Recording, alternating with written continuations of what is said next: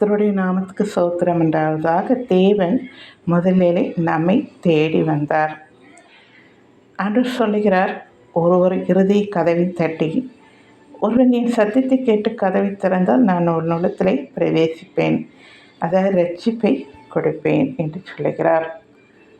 பிறகு பார்த்தீங்கன்னா, நானே நல்ல மேய்ப்பன் தன் ஆடுகளுக்காக என்ன செய்வோம், தன் ஜீவனை கொடுத்து மீட்டது போல நம்மளை மீட்டார்.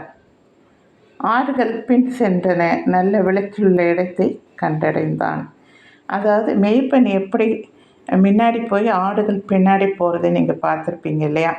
அதே போல் தேவன் நமக்கு முன்னே போய் கோணல் அளவுகளை செவையாக்கி நம்மளை வழி நடத்தின தேவனை பார்த்தோம்.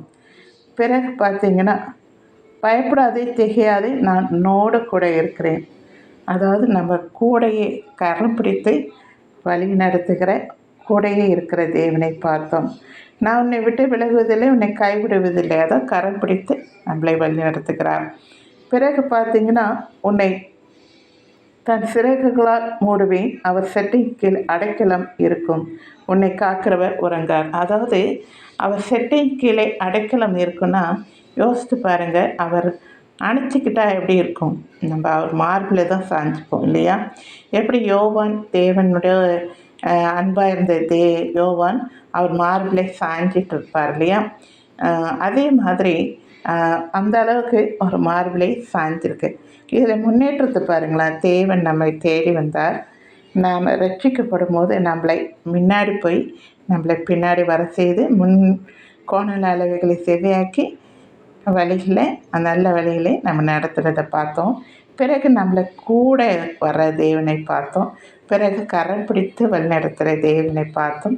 பிறகு மார்பிலை சாய்ந்து கொண்டு அவரோடு நடக்கிறதை பார்க்குறோம். ஏனோக்கு தேவனோடு நடந்தாலே அந்த மாதிரி இதை பார்க்குறோம்.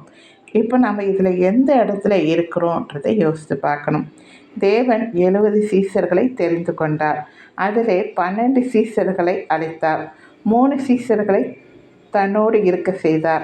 ஒரு சீசரை மார்பில் அணைத்து கொண்டார். நாம் எந்த இடத்துல இருக்கோன்னு யோசித்து பார்த்து நீங்கள் சரி பண்ணிக்கோங்க. சரிங்களா? தேங்க்யூ.